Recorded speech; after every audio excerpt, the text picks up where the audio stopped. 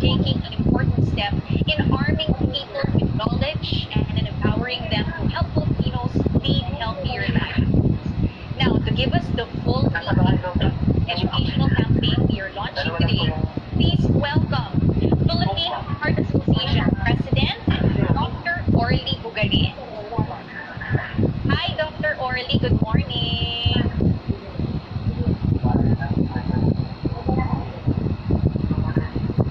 Doc Orly, I can't quite hear you. There, can you hear And me we'll now? just check that, ladies and gents. Doc Orly, can I hear your voice? Okay, can you hear me? There you go, yan. I can hear you na. Again, please welcome Dr. Orly Bugarin. Yes. Good morning, Ingrid. Good morning to everyone. Good morning to our partner. Good morning to all our colleagues also who are here joining with this campaign.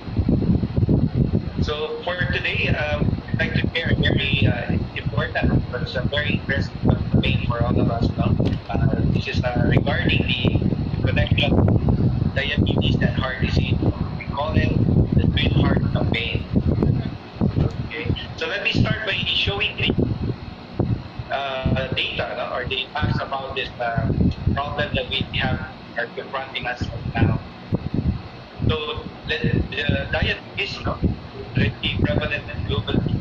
The numbers are standing at 463 million people, no? And age of 20 to 79 years old are affected with this diabetes. And it's expected to rise given by 50% by the year 2045, so around 700 million at the time. For Western Pacific region, data stands at 160 million adults living with diabetes, and it's expected to rise by 212 million in 2045.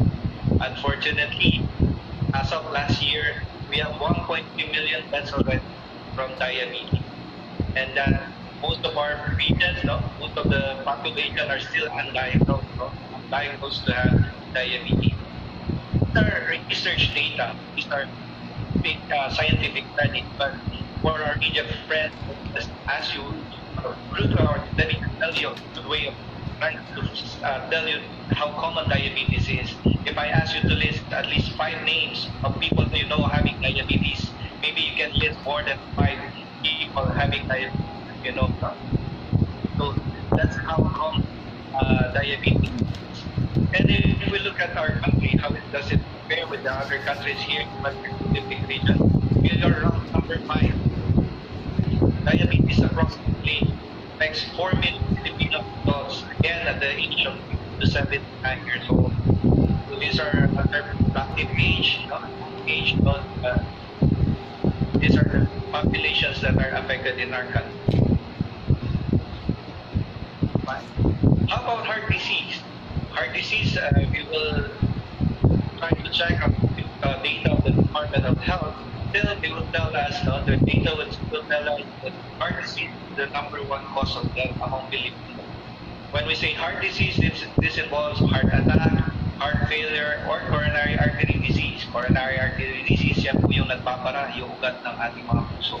And heart disease is just a component of what we call the cardiovascular disease. Pag sinabi naman po natin cardiovascular disease, this would entail ang ating mga ugat at ang puso. No? So it would involve our brain, our kidneys, so pwedeng mag-stroke or magkaroon ng renal failure. So how does diabetes affect your heart? Paano siya naging connected sa heart? No? Diabetes itself is really a major risk factor na for developing cardiovascular disease. Pag sinabi natin risk factors, pag present po siya sa atin or may kilala po tayong pasyente or individual na may diabetes, it increases the chance na magkaroon po siya ng sakit sa puso. Knowing that diabetes can coexist, no? Or madalas sa ating mga pasyente, nagkakaroon din po ng tinatawag nating hypertension or hindi nagiging control ang kanilang blood pressure. So yung team up na yan po ng diabetes and hypertension would really increase the risk of developing cardiovascular disease.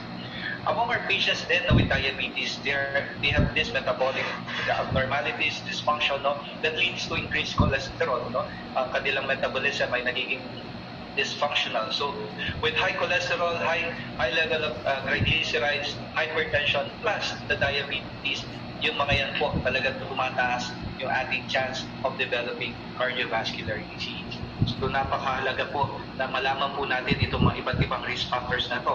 And what are the other risk factors? Next slide. So this includes your obesity, no? Sobrang katabaan, overweight. Other things na nangyayari po sa atin ngayon as we are going to lockdown is the lack of physical activity or diet, no? Kung ano po meron, yun ang kakainin or yun po ang nagiging available for us. And as we have mentioned, if you're diabetic, kung hindi po control ng iyong blood sugar, that leads also to developing your cardiovascular disease. And of course, as we all know, smoking. Smoking po, wala po question dyan. It is a major risk factor for developing your cardiovascular disease. Next slide. So, as we see the data that we have, okay, people with diabetes are at 2 to 3 times more likely to have cardiovascular disease. It is a major risk factor. But for our media friends or those attending, we'd like to inform you that hindi lang po ito problem ng mga patients na may diabetes. It also has an impact on the country. It has an economic impact. It has a direct cost for hospitalization, no? And an indirect cost kasi marami po nagkakaroon ng premature mortality o napapaaga po. It shortens their lifespan. There's disability and absenteeism. So cardiovascular disease and diabetes really has an impact not just on the physical health of our people, but also on the economy of our country. With people having diabetes, it decreases or it reduces their lifespan by almost 6 years. And if that's combined with cardiovascular disease, yung lifespan po ng ating mga patients, no, or people with diabetes, lalong bumababa po or nare-reduce by 12 years. No? So you can just imagine the effect of having this disease among our loved ones. Next slide. And hindi naman po to create fear, no? But the study from World Health Organization would even tell us that one out of two patients having type 2 diabetes may die of heart disease, no? Ganun po siya. Ganun po significant yung illness na to among our patients that studies would show that they may die of heart disease. So why do we have to do this campaign? No? With all the data that I have presented, this really raised that concern for us, no? To have that awareness. So with this Sweetheart campaign, we would like to invite all of you, no, to join us as one of our advocates. This Sweetheart campaign is a disease awareness campaign. Actually, it started in the US since 2016 in partnership with the different medical societies, patient groups, and campaign advocates. So mind you, hindi lang po patients ang tinatarget natin, but also the sweethearts, no? The people taking care of patients with diabetes and heart disease. With this awareness campaign, we would like to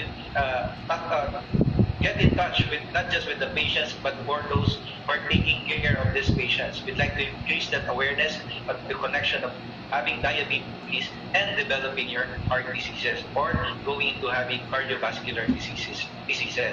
And of course, with this awareness campaign, we would like to have a call to action. A call to action that these patients or our loved ones should consult their doctors. To decrease the risk of having cardiovascular disease or the mortality brought about by this disease. Next slide. So it started with a survey, and just to show you the results of this campaign survey, still a lot of our patients with type 2 diabetes don't know that the heart disease is the #1 killer of people with type 2 diabetes. Only 52% are aware or understand the possible complications of diabetes, of having heart attack, stroke. No? Among patients having diabetes, only 67% are aware that heart disease or heart attack is the #1 cause of death for patients with type 2 diabetes. If you ask both non-diabetic and the diabetic, only 74% would tell us that it's heart disease that would really cause the #1 killer for patients with type 2 diabetes. Next slide.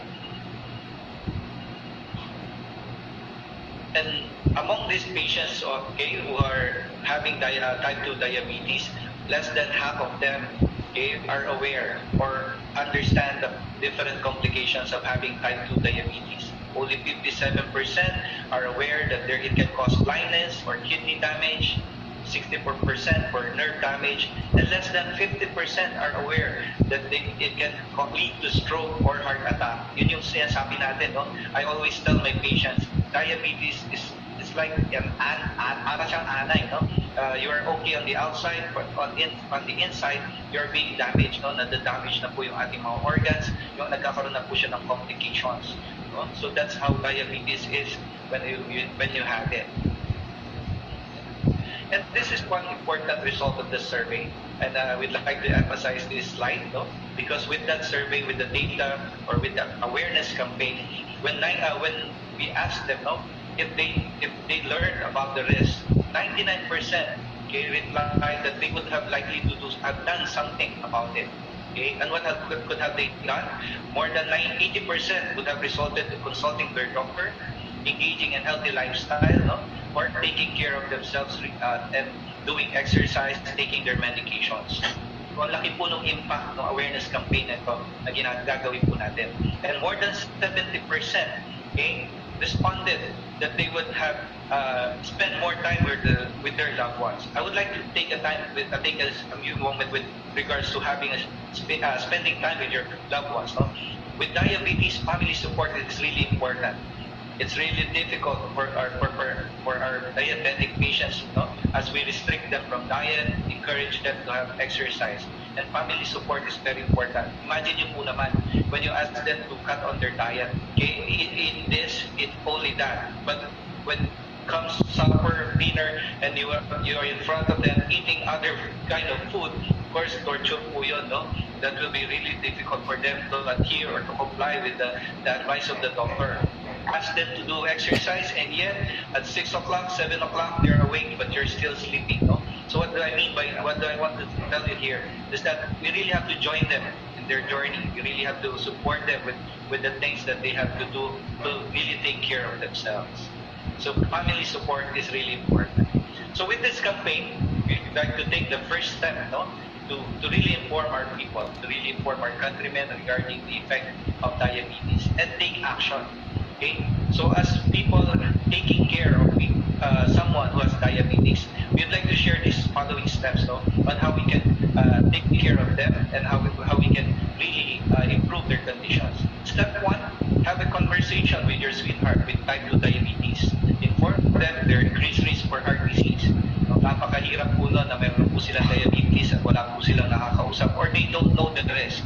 Okay? Siyempre, pagka-kausap niyo po sila, be compassionate about the problem.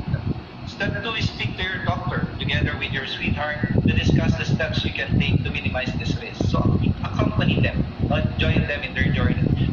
We try to consult together and understand ano ba yung sakit nila, ano ba yung nangyayari sa kanila, and understand the possible complications. Okay? Step 3 is take action. Take the proper medication as given by your doctor and make lifestyle changes. Okay? In the real world, it's so difficult. This is easy said than done. These 3 steps are easy said than done. In the real world, you really have to be patient and compassionate. It's really patients with diabetes will really have difficulty adhering to or complying to the advices or the protocols that are set by the doctors or by the disease itself. So we really want to encourage everyone to be compassionate to their sweetheart. Okay, we really have to be patient and take care of our sweethearts. With that, I'd like to say thank you. Alright, thank you very much, Dr. Orly, for that enlightening introduction about the For Your Sweetheart campaign. I actually had a lot of takeaways from that one, if I could only just take notes. So it's very important that we have the family support. So this is not just something that you find out you have it, you just treat it lightly. Alam mo lang na bawal lang ako mag-sugar. It's not like that. So as presented by Dr. Orly, there's so much to it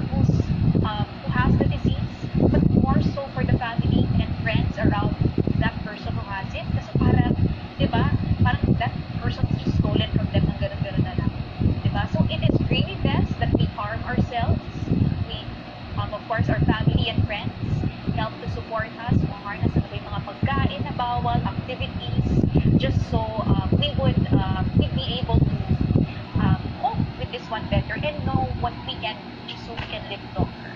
Now, to help spread the word about the critical connection between diabetes and cardiovascular disease, we have enlisted the help of someone who not only represents the importance of fitness and wellness, but also of taking care of our loved ones' health.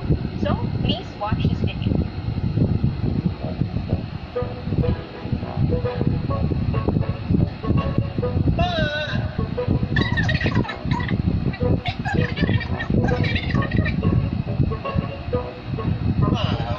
Alam mo namang matamis yan. At kumain ka na ng dessert kanina. Remember, yung diabetes mo. Anak naman. Alam mo namang love na love kita at ayun ko may mangyari masama sa iyo. Alam mo ba na isa ka sa 4 na milyong katao na may diabetes sa buong Pilipinas? In fact, tayo ay nasa top 5 countries in the Western Pacific na may pinakamataas na bilang ng mga taong may diabetes. Check up ko lang naman. Sabi ni Doc, control naman ang blood sugar ko. Alam mo ba na kahit control, bagyano o pantay sarado ang blood sugar mo, hindi yan sapat. Iingat naman ako, anak. Siyempre, ayoko maputulan. Ayoko mag-dialysis at ayoko yung maputulan ng pili. Alam mo bang may isang kahindik-hindik na panganib na umaali-aligid sa ating paligid? 80% ng type 2 diabetes patients ang may cardiovascular disease. Dahil dito, maraming mga diabetes patients ang namamatay sa heart disease. In fact, 1 out of 2 diabetes patients may die of heart disease. Hala, hindi ko alam yan, anak. Sigurado hindi yan alam ng marami. Ang galing talaga ng anak ko. Saan mo naman natutunan yan? Gusto mo pa na mas maraming impormasyon tungkol sa koneksyon ng diabetes at heart disease? Pumunta lang sa www.foryoursweetheart.ph. Napakaraming stories at makabuluhang articles dito. Siguradong lalawak ang ating kaalaman, lalo na sa koneksyon ng diabetes at sakit sa puso, para mas empowered tayong sumuporta at mag-alaga sa mga mahal natin sa buhay na may type 2 diabetes. Kaya nga for your sweetheart, kasi kung misis, ikaw ang sweetheart ko. Inubola mo na naman ako. Ina nga, mag-browse ako sa foryoursweetheart.ph. Tapos next week, sasamahan ko mag-check dito. Okay, papayagan mo kung kumagin dito. Ay, sa panahong ito, may bantas sa ating kalusugan. Mainam ang pag-iingat sa ating mga katawan. Mahalin at pahalagahan ng mga mahal natin sa buhay. Binigyan sila ng nararapat na atensyon at aruga. Tandaan, ang buhay ay panandalian lamang. At ang bawat isa sa atin ay mahalaga.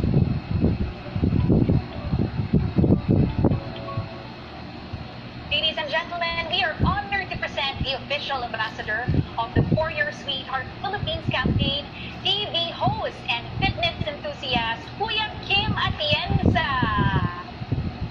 Yan, hi Kuya Kim! Good morning. Ingrid, good morning at magandang umaga sa lahat ng mga kasama natin ngayon, all our supporters, lahat ng mga societies na nanonood ngayon, mga doktor, mga frontliners, and all our supporters. Maraming salamat. First of all, I'd like to say that it's such a big honor and privilege to be the ambassador for this campaign. At it rings closely to my heart because I come from a family of diabetics like my mom. Yung commercial na upload nyo, hindi yun acting. Totoo yun. Because my mom really is diabetic and that's how we are together. And I'd like to share also that because they said that I'm a fitness enthusiast, I'm a triathlete, I'm a marathon runner, I've done so many races all over the world, swimming, biking, and running. Yet, that my blood sugar was 122 or 123 because I was not checking regularly. I was assuming that I was a healthy person because I was exercising all these years, no? Yung pala, diabetic na. And then only to find out that my family pala, I come from a family from my mom's side of all diabetics. All my aunts, all my titas from my mom's side, they all have diabetes. My mommy has diabetes, and then my lola and my lolo from my mom's side all died from complications of diabetes. All right, no? So, very, ano talaga yung story mo, Kuya Kim. Like you said, yes, you're a fitness enthusiast, you're okay on the outside, and you didn't really monitor that much of your sugar, no? Kasi nga, akala mo, well, I'm active, you know, I feel kind of all right, but you didn't know that you were already pre-diabetic pala, no? So, in light of that, Kuya Kim, how relevant is this naman during this time of the pandemic? Speaking about those complications,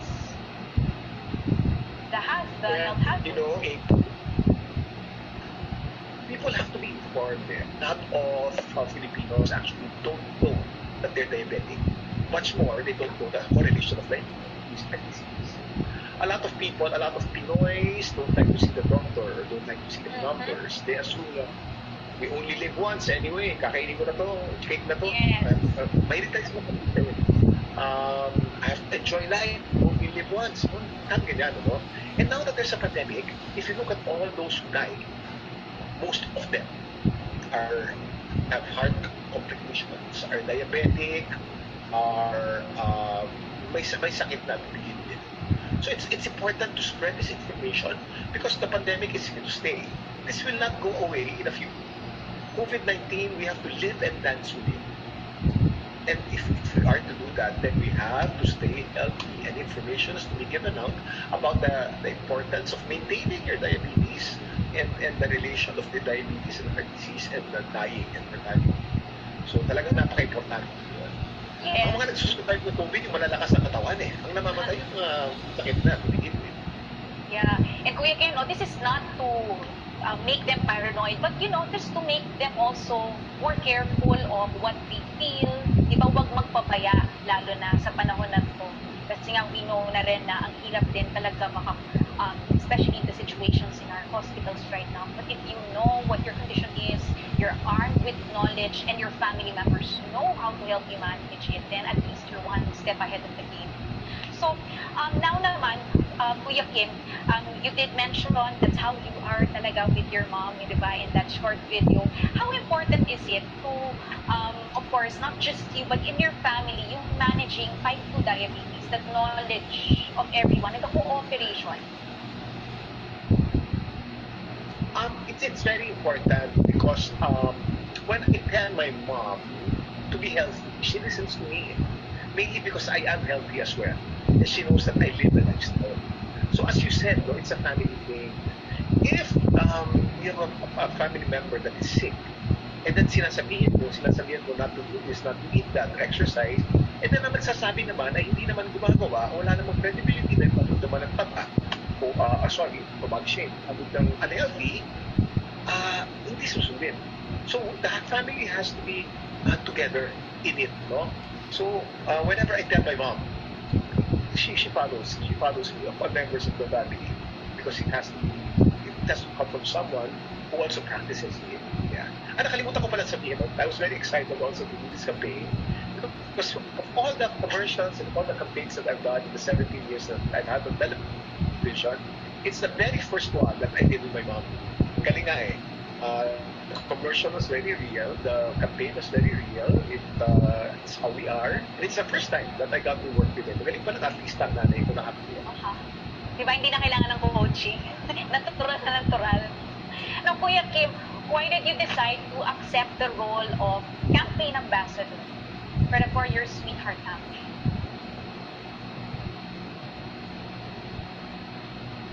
Well, as I said, no, it's very me. At first, I'd like to admit, no, I was a bit hesitant when they called me because I thought it was an endorsement for some medicine or some. So I was half and half. Actually, the first people I talked to from my PI family know that.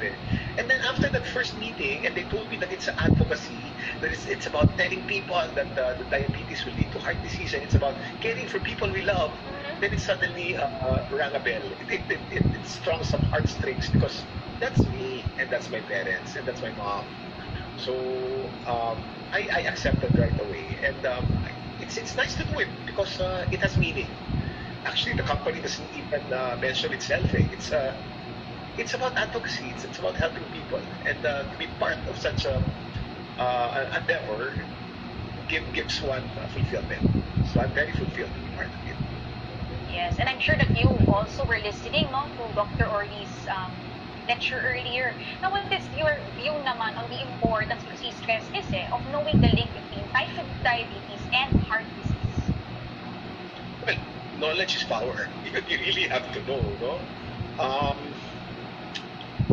Again, the first step is knowing that you're diabetic. Many Pinoys don't know that they are, because I, for one, did not know that I was pre-diabetic. When I found out that I was pre-diabetic about 5 years ago, I got a professional nutritionist right away to fix my diet. From blood sugar of 120 to 123, it's now down to 89, 90, 91. So very normal na siya ngayon.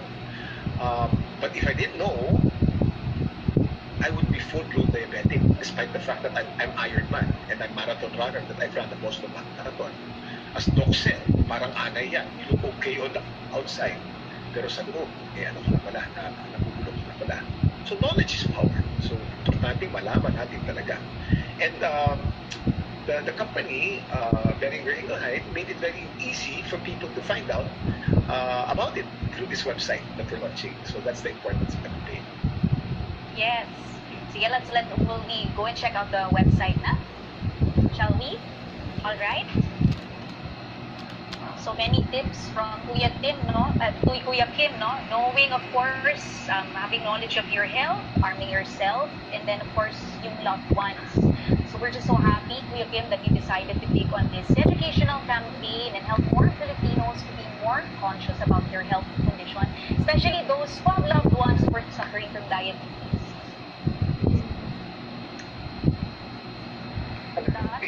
warriorsweetheart.ph. This features the following. So, Kuya Kim, you can help me out with this one. Ito na yung website natin. Yeah. I may be the ambassador for the campaign, but each and every one of you can also be a champion, no, for the For Your Sweetheart campaign. Since many of us would like to know at least one person, isang kamag-anak, isang kaibigan, nanay o tatay that's diabetic, now to help Filipinos know more about the connection between diabetes and heart disease, eto, pupunta tayo sa website na to, www.foryoursweetheart.ph. At pag nandito tayo sa website na yun, this will feature the following. See, on the website, number one is what's the campaign all about? What is the correlation of diabetes, type 2 diabetes, and heart disease? Everything about the campaign is there. Number two, sino ba ang mga partners natin? Who are the people helping out in spreading information and helping BI be successful in this campaign that we're launching? And number three, we can read stories and articles from people who suffer from type 2 diabetes and how successful they are in maintaining it or reversing it even. No? And then number three, there's something very technical here that's very important that we can use. No? It's an assessment tool. Ang tawag sa kanya, Framingham 10-year heart disease risk test. At dito natin makikita ang mga impormasyon na magsasabi sa atin, tayo nga ay high risk sa heart disease at kung tayo nga ay may diabetes at anong relasyon ito. You can actually help me here, Ingrid, because you know about the details of it. Again, let's try out the assessment tool on the website. So for our guests, you can see it, it's on the screen. Before we can proceed, we need to know certain information like, of course, total cholesterol, HDL, systolic blood pressure. For this demo, we have prepared sample data that we can use. So, ayan, pasok natin, of course, sex, male or female, the age is between 45 to 59, and then kailangan din natin LDL, less than 160 milligrams per deciliter, HDL level, also you must know this one, kasi input nyo yan, range dito sa sample natin, 35 to 44. Alright, enter. As for the blood pressure, the range is 120 to 139. for systolic and 90 to 99 for diastolic. Next, do you have diabetes? Yes, pasok natin dyan. And do you smoke regularly? Yes, for purposes of the sample. Siyempre, anong makukuha natin? The result is high risk. So yan pala ang mangyayari. Yan pala yung makikita mo, no, Kuya Kim, so on the side. This is actually my first time also to go through this one. So to those who have background in this or meron na kayo actually mga results ninyo, you can visit the website and try it for yourself. So there, and then you can know your risk factor for each individual. So thank you so much, Kuya Kim. On that note, we would like to request our guests to share your heart-healthy resolutions you intend to make on social media, accompanied by the hashtags for your sweetheart PH and hashtag diabetes breaks hearts. And don't forget the website that we just showed you. That's www.foryoursweetheart.ph for a chance to win exciting prizes. So please join. Earlier this morning, I actually posted my heart-healthy resolution. So I'll show you how simple it is. I believe we have the screen capture of that one. So yes, just put it there to keep my heart healthy. Yan, we'll just try to post it on the screen. In case pala, or any of our guests, if you have any questions, you can post it on the Q&A box in our Zoom room. It's just right below your screen. So there you go. That's the sample. So something that you can do to keep my heart healthy. I vow to exercise regularly. Siyempre, nilagay ko na siya sa social media. Kailangan ko talagang gawin. Yes, regular exercise is a must. Especially ngayong quarantine pa rin tayo, di ba? We have to make sure that we regularly exercise. And not just that, maybe some tips also would be to watch what you eat. Yes, it's good to enjoy sweets once in a while, pero dapat, binabantayan pa rin natin and always check with the doctor. Again, if you're going to post something like this, please don't forget to put the website, that's foryoursweetheart.ph, and then don't forget the hashtags for your sweetheart PH and hashtag diabetes breaks hearts. Okay? So if you get to post that, we have a special treat for you. The winning entries will be announced later on in the program. So please do stay tuned. Remember, you can also find out your risk of developing cardiovascular disease within a 10-year time period in the For Your Sweetheart website. So just click on Take the Assessment Test button, which appears at the upper right portion of the website, and answer the questions that follow, just like what we did kanina with Kuya Kim. To access the For Your Sweetheart website, here is a QR code that you can scan using your phones. This QR code will lead you directly to the website. Scan now! We're also seeing some Q&A, questions na in the Q&A box, so just keep them coming.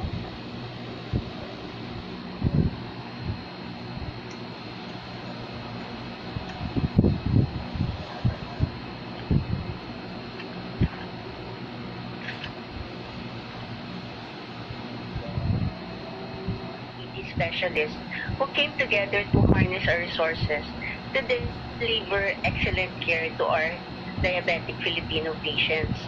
So we actually recognize and acknowledge the interrelationship of diabetes and cardiovascular disease, such that the presence of one will predispose the development of the other one, and the presence of both will predispose our patient to develop more complications and actually a shortened lifespan.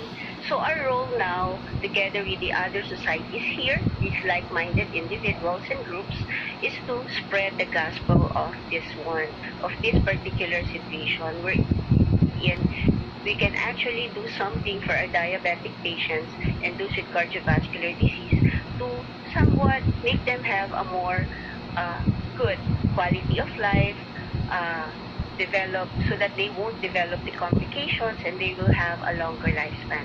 So our role will really be to create awareness and develop the proper care for our patients. Thank you very much, Dr. Ayi. Next, my question is for Dr. Orly Bugarin.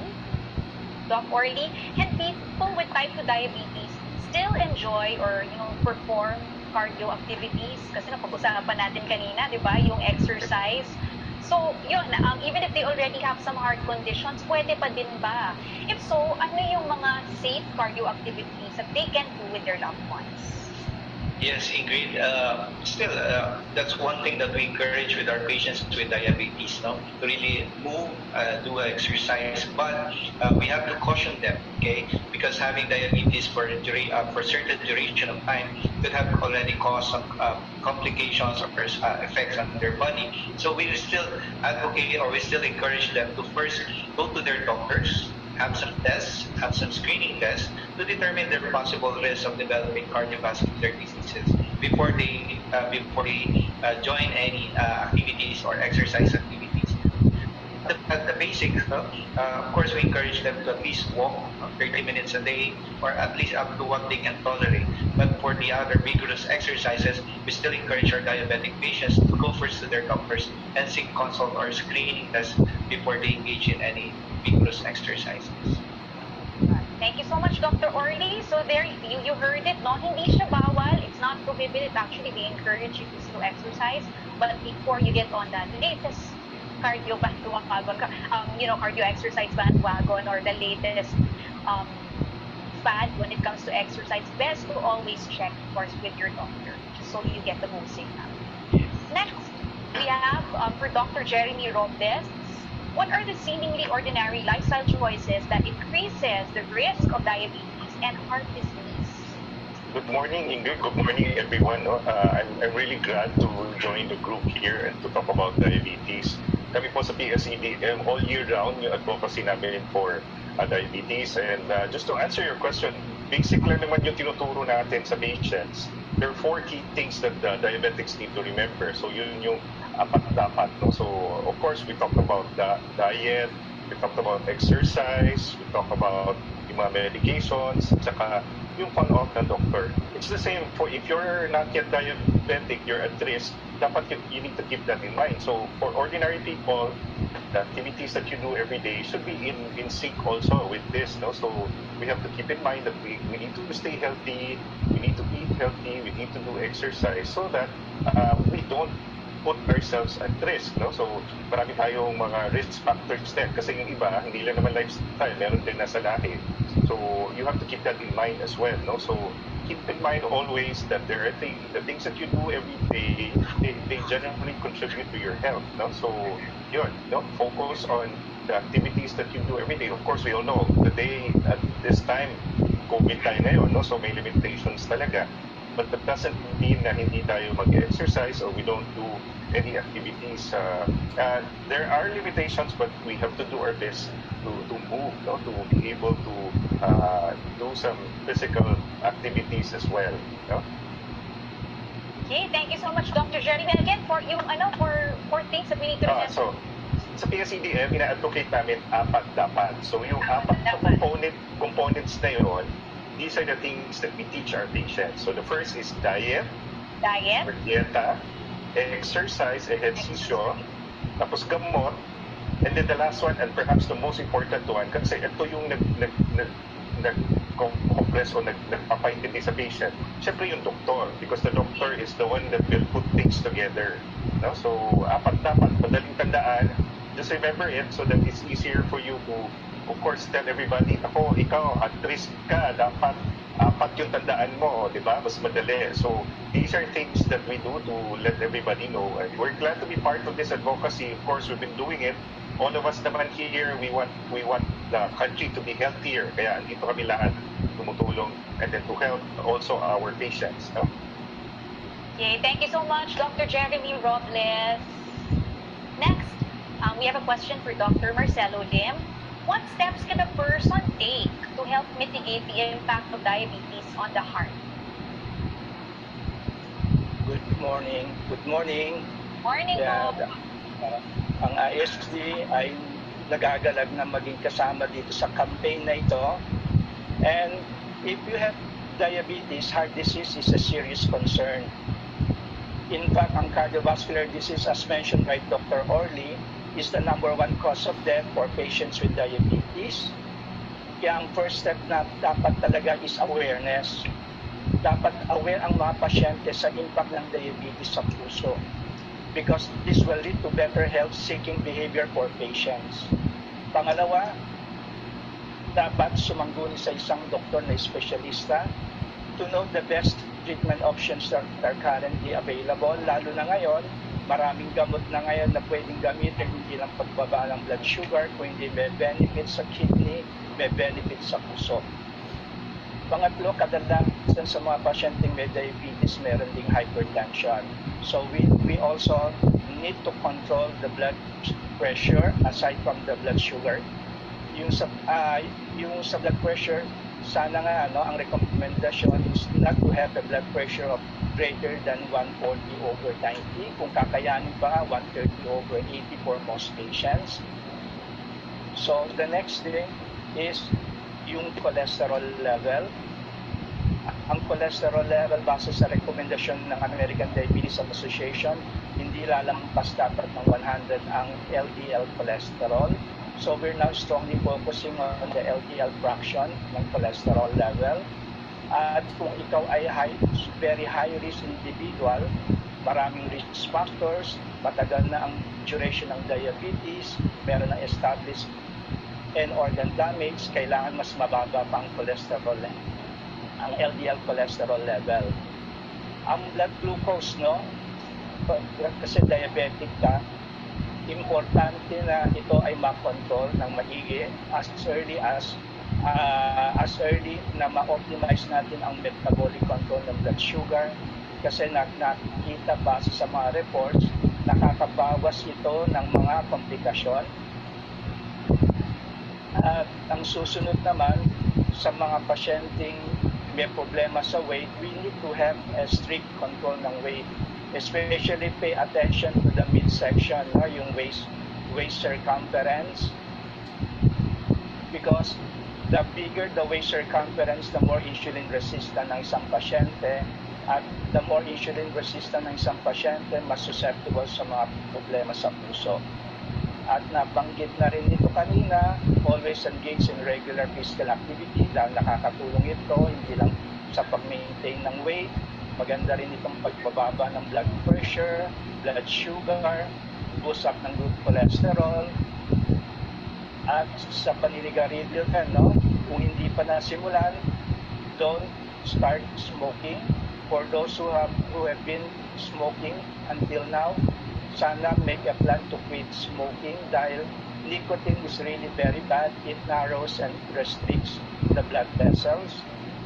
At pag ikaw ay may diabetes, ganun din ang ginagawa sa mga blood vessels. Kapag pinagsama mo yung dalawa, mas lalong delikado ito sa puso. And lastly, stress management.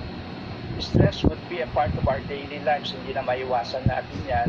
Kaya dapat tumataas ang level ng mga stress hormones every time we are under stress na nagpapataas ng blood sugar, blood pressure, and heart rate.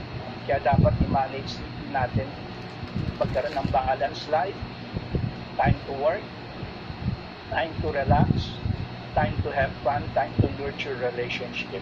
Yun lang po. Okay. Thank you very much, Dr. Marcelo Lim. That was truly very informative. Salamat po. Next, we'll be hearing from Dr. Grace De Los Santos. Dr. Grace, good morning. Morning po. Yes. Why do you think is this campaign especially relevant for Filipinos, especially at the time of the pandemic? Usually, ang mga Pilipino, sad to say, mahilig makinig sa mga kapitbahay, mahilig makinig sa mga media. Minsan, nakakalungkot isipin na yung tinuturo mo, mas nakikinig pa sila sa iba. Okay? So, through this campaign, natutuwa ako na sumali kami dito. Kasi ang Diabetes Philippines, we are all for prevention. We want to have a healthier Filipino population. Kung pwede nga lang, matanggal natin ang diabetes sa buong Pilipinas, which is kind of impossible. But we can do this through prevention. So, through this campaign, at ang ginagawa namin sa Diabetes Philippines is nag-umpisa na kami sa mga pagtuturo sa mga bata sa mga elementary schools. We started it out in Mandaluyong, where our office is located, para malapit dun sa aming and we try to spread it out using our module through areas in the provinces, through our different chapters all over the Philippines. So, iniumpisahan namin sa bata because diabetes and heart disease can be prevented. Hindi naman tulad kami nag-aaral na pag ikaw ay may magulang na diabetic tulad ni Kuya Kim, na kailangan maging pre-diabetes siya o diabetic siya. It could always be prevented. So, inumpisahan na lang po namin sa mga kabataan, sa mga elementary schools, tinuturuan na namin sila kumain ng tama, yung lifestyle talaga. Hindi man sa gamot, lifestyle talaga. Saka, so, nagtuturo din kami ng mga exercises. So, before we go to the school, we went to the school, but right now, we did it through webinar. And also education through webinar. So, to lessen yung mga maling pag-iisip, maling knowledge. Okay, knowledge is important as was mentioned earlier. So, to lessen that through this Sweetheart campaign, ang nangyayari is lahat kami, nagsasalita kami ng mga kaalaman namin na proven. Okay, lahat ng sinasabi po namin dito ay proven. So, through the media, we can spread the correct information to more people instead of the people, ordinary people, diabetic or not, to believe on something na kung ano-ano sinasabi, kung saan-saan. So, I'm happy to join this so we can spread more information to more people all over the Philippines. Thank you po. Thank you so much, Dr. Grace. No? Very nice yung share niyo na talagang you started from when they're very young. Because diabetes naman, it's not something that you just become aware of it just because there's somebody in your family who has it, or pagka-teenager ka na lang, or when you start working, tsaka ka na lang magiging conscious about it. And maybe one of the misconceptions din na kahit ako, nung bata ako, narinig ko, Dr. Grace, okay lang yan, kumain ka lang ng kumain na matamis, bata ka pa naman, mabuburn mo pa naman daw yan. Diba? Kaya lang kasi if it's a repeated thing that you keep doing, diba? Kala mo, mabuburn mo. Eh, paano kung di kumain? Miss Layden, hello po. Hello? Ayan. You can unmute yourself po. Ayan, hello? Miss Layden? Miss Layden, I can't hear you pa din po. Okay, can you hear now? Yes, I can hear you loud and clear. Okay, thank you so much. Thank you so much, Miss Ingrid, and thank you for inviting me to join this on behalf of ADEPO, Philippine Association of Diabetes Educators. The question is, how important is proper patient and carer education in battling a disease such as type 2 diabetes? And how does PADEP play a role in ensuring proper patient education? Yeah, it is very important, lalo na ngayong pandemya, no? Hindi lamang dun sa taong may diabetes, but including the family. Napanggitan ni Kuya Kim kanina, family support is very important. And it's giving them full of knowledge about the condition, how to prevent it, how to manage it. And we have heard from Dr. Jeremy yung dapat. And then, kailangan yan. Sabi nga natin, ang lahat nagsabi na this condition is a lifestyle. Lifestyle po ito. Sasabihin natin, napakadaling gawin, pero napakadaling sabihin, pero napakahirap gawin. Just to share with you, ako yata pinakamatanda dito. Ang sabi ko, balikan na lang ang nakaraan wherein we play yung mga bata, nagtutumbang preso, naglalaro sa kalsada. Ngayon, hindi na naglalaro na lang sa bahay using the gadgets. And a call for action from PADE to all Filipino people, let's go back to basic. Let's enjoy life. At meron kami sinishare din kung may 4 na dapat. Meron din po kami NEEDS or NEEDSS. It's about nutrition, the first letter, followed by exercise. Diabetes and the patients themselves, we have to be responsible for our health. We just cannot rely this on the doctors to cure us, but we have to do our part. And one of the things that we have to learn is, as mentioned by the other panelists, is the correct information. Because usually that's what happens, no, when we feel something, we go to Google, we go to Dr. Google, and not to the correct information. So that's why I'm very happy that we have the For Your Sweetheart website so that they can get the correct information. And second, in PAPO, we advocate for our patients and the family members to keep a patient journal. You write down everything and anything that is happening to you, your results, the effects of the medicines and all that, because that will make you see if you are achieving your goal. So that is what we're advocating for patients and family members, to keep a patient's journal so that it is documented, so that when you also go to your doctor, you don't you don't forget some details of your treatment and your medicines, all that. That's very important also. And lastly, I think nobody has really mentioned it thoroughly, psychosocial support. Sometimes what drives the patients to eat a lot of sweets? What drives the patient or the person to smoke and all that? So I think Dr. Marcelo mentioned about anti-stress, and I agree.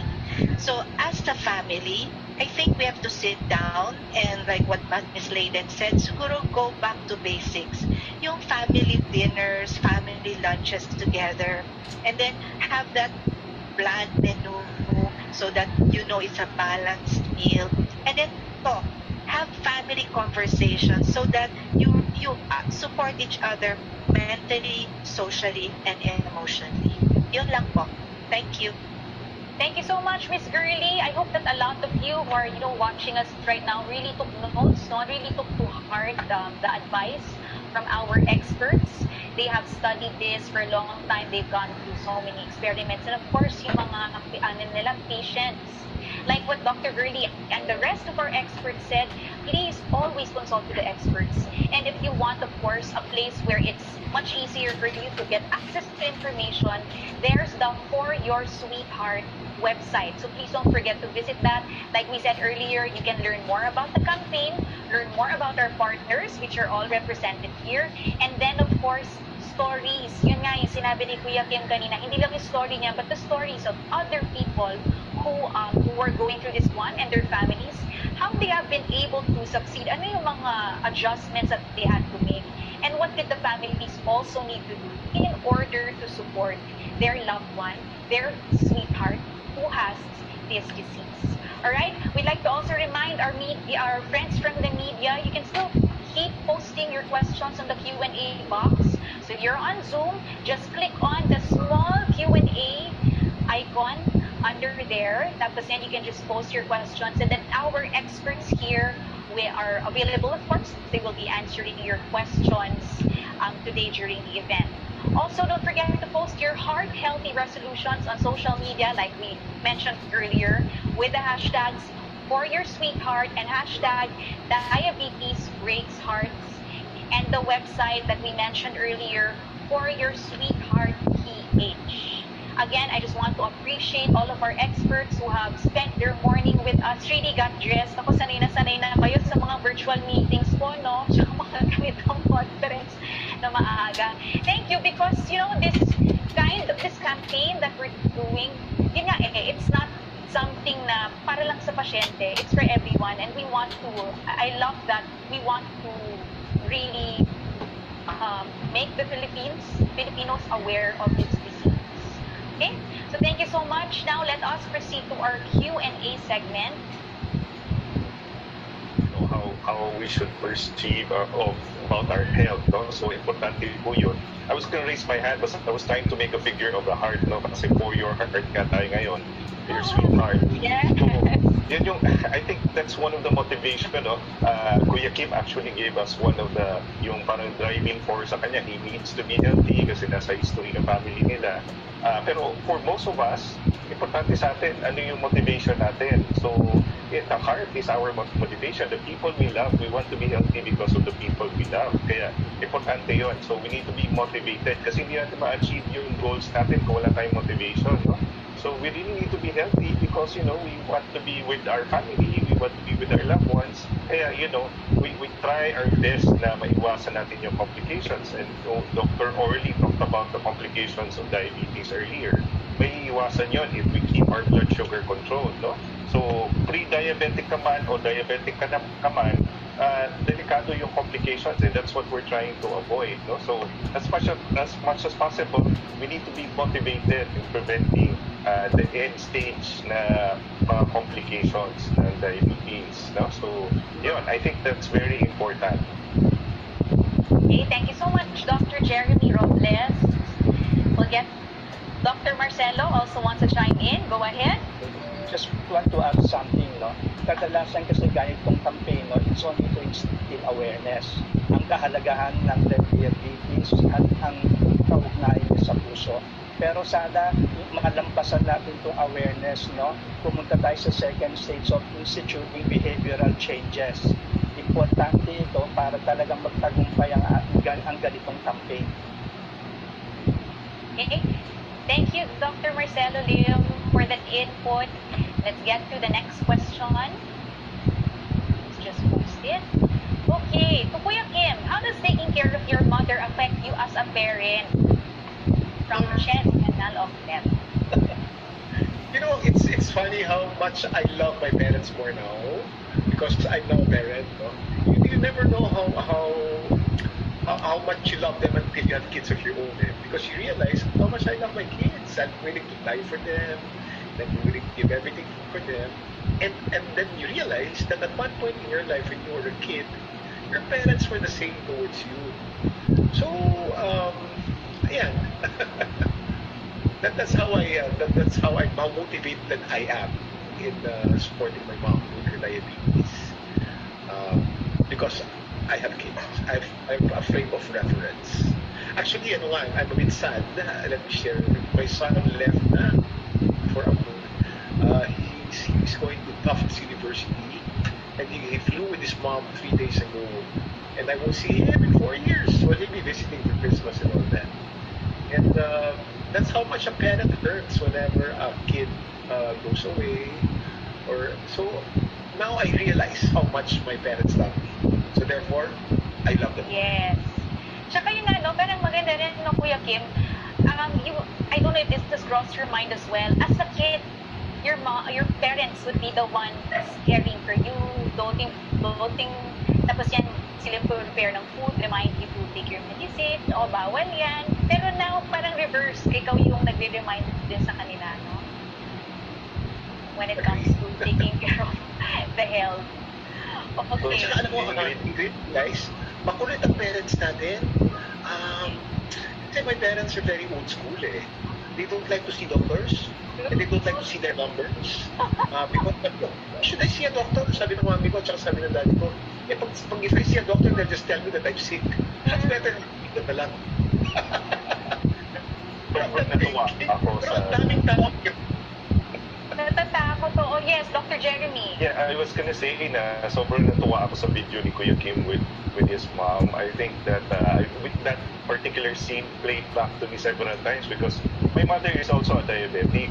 And that's probably the reason why I took endocrinology as a subspecialty. Kasi nga, diabetic siya, marami kaming diabetic sa family. So, it really strikes us really close to the heart. Kasi marami sa atin, hindi pa nila alam na diabetic sila. For those that are diabetic, yun na, nakakatakot yung complications ng heart disease. No? So, it was really heartwarming to see Kuya Kim with his mom and that interaction that in reality, nangyayari talaga sa totoong buhay. Kaya I'm so happy to see that particular scene. Oo, pwede daw ba siyang tumikim nun? Naku-combo natin naririnig. Dr. Ayi.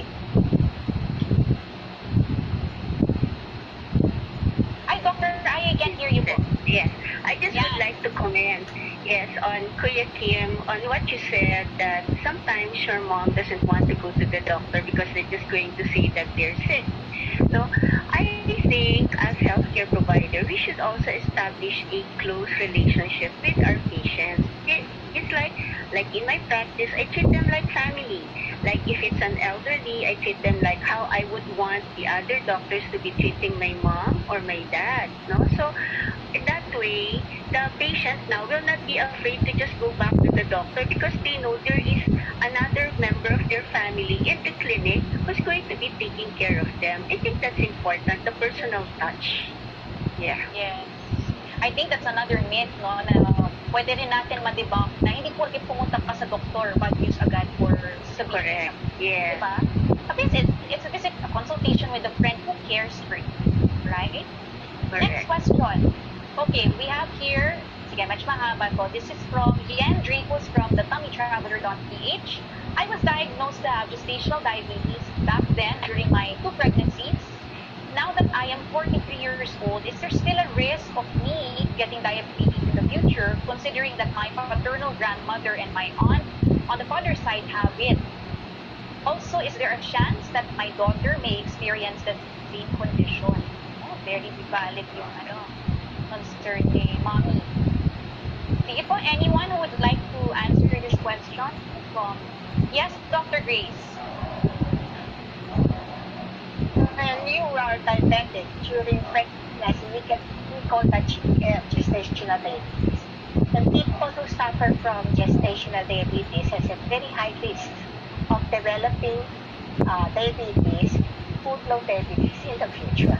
Maybe in 3 years, 5 years, or 7 years, if they don't develop a lifestyle change after they deliver their baby. Okay, so after they deliver the baby, the diabetes will be gone. However, they are at high risk. So having diabetes twice, GDM twice during her pregnancy, has made her at very, very high risk of developing diabetes in the future. Now, regarding the child who will be developing diabetes, right now, there are studies that show, or observation studies that shows that if we eat the right thing during childhood, okay, there are some foods that are high in fibers that can develop our good bacteria in our intestine. And these changes in the flora of our bacteria in the intestine may change our genes. So right now, earlier I said that if you start a very good lifestyle early in life, maybe at 2 years old, 3 years old, okay, exercise, eating the right food, you may be able to prevent diabetes even if you have a very strong family history of diabetes. Now, even if you don't have any family history of diabetes, but if you gain like 5 to 10 kilos of your weight, especially when you develop big tummy as you grow older, okay, especially after your puberty, pagkatalaga, pagtatagta talaga, nagbibinata, and then after that you gain some weight, then you are prone to develop diabetes kahit na wala kang history ng diabetes. So right now, prevention is very important, but you have to start from very early in life. Thank you so much, Dr. Grace. Now let's get to the next question. Keep on the screen. Our next question is from Gemma of Orange Magazine. Without going to the doctor, how would you know your HDL or your LDL? LDL?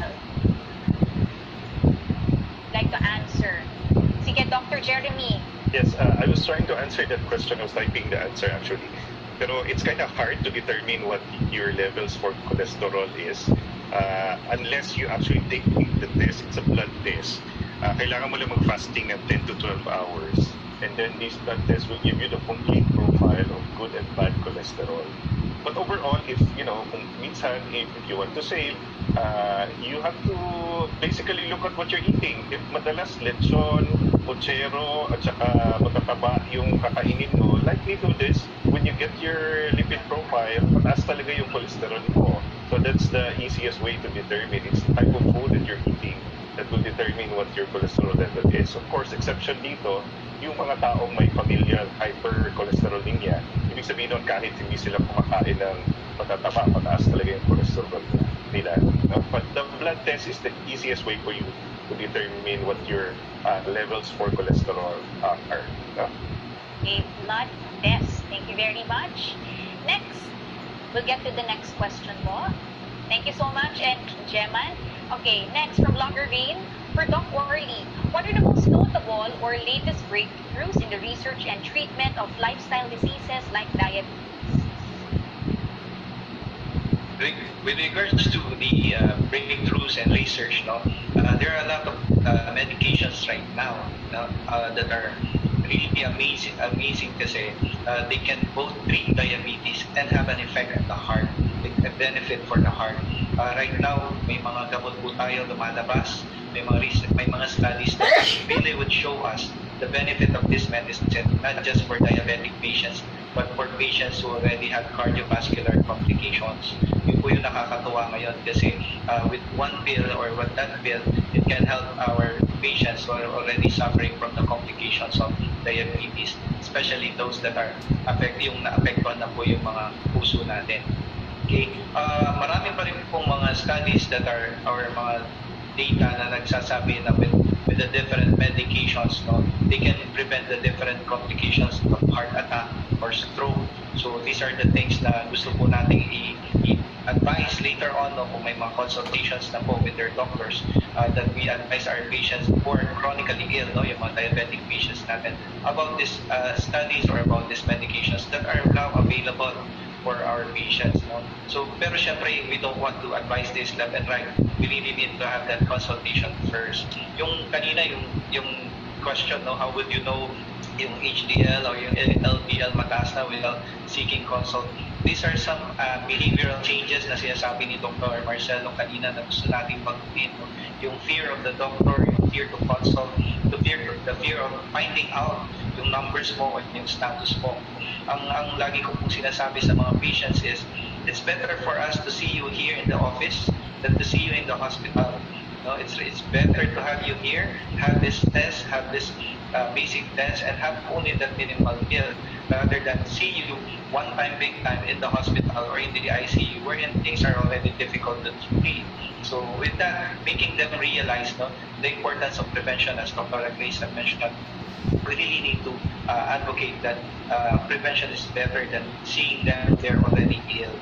Okay, so with the different researches, with the different breakthroughs, we have this in the market, we have this available for our Filipino patients. We just want them na makita muna namin. We really need to have that assessment, we really need to have that test before we advise this different breakthroughs. Okay, thank you so much, Dr. Orly. Let's proceed to the next question. May ask Dr. Ai. Yes, Dr. Ai. Yes, I just would like to add something to what Dr. Bugarin said. And just to emphasize that patients are not numbers. No? So if these patients would like to have to find out what their HDL and LDL are, they really cannot be interpreting them by themselves. So they really have to look at to go to the doctor, and the doctor will be examining them as a person, not as a number. So that's the importance of it. They should really be consulting and not just having the laboratory exam. Thank you. Thank you, Dr. Ai. Shall we proceed to the next question?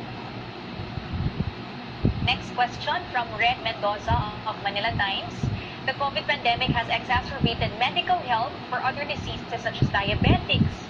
How can patients and carers be able to protect themselves from COVID-19, especially when going to the hospital for checkups and consultations? Yeah, that's something we kind of discussed earlier. Yes. Yes, Dr. Orly? Yes, right now that's one of our challenges or one of the problems that we are encountering, because most of our cardiac patients have the same symptoms as having COVID. So the tendency is to really have that delay in giving the medical attention to our patients who are suffering from cardiovascular disease.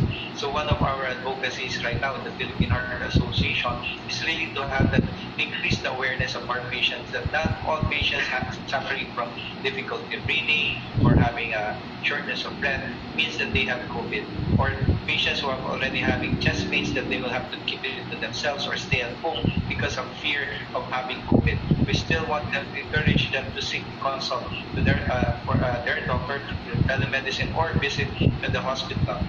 Most of our hospitals right now have dedicated ER department for COVID patients and for non-COVID patients. There are already protocols in place, the trials are in place to protect our non-COVID patients. many of our patients are now, or the numbers are increasing for non-COVID patients because of that delay or the loss to follow up, or the medical attention is not being given to these patients because of that fear of having COVID. So right now we really want to tell our patients, especially our cardiac patients, to, even if they have those symptoms of, or if they have that symptoms, please seek consult rather than staying at home and just trying to take on the sufferings, no, or yung burden ng illness, no. Kahit tinitis na nilang yun kasi natatakot talaga sila to having COVID. Parang ganun din po yun, pag tiniis nyo po yung sakit nyo sa puso, same thing may happen, no. Yung ayaw nyo pong mangyari, pwede pong lalong mangyari because you're not given proper treatment or proper care. Dr. Jeremy? Yeah, I was going to first give me a few seconds lang to answer the first question. I promise kasi Rain with regard to the technologies available. So let me just sum it up. Tatlo lang naman yung pinaka-basic na tingin ko very life-changing for diabetes management. First, you already have in the Philippines yung wireless blood sugar monitoring. So yun, very important. So lalo na yung natatakot na mag-break. No?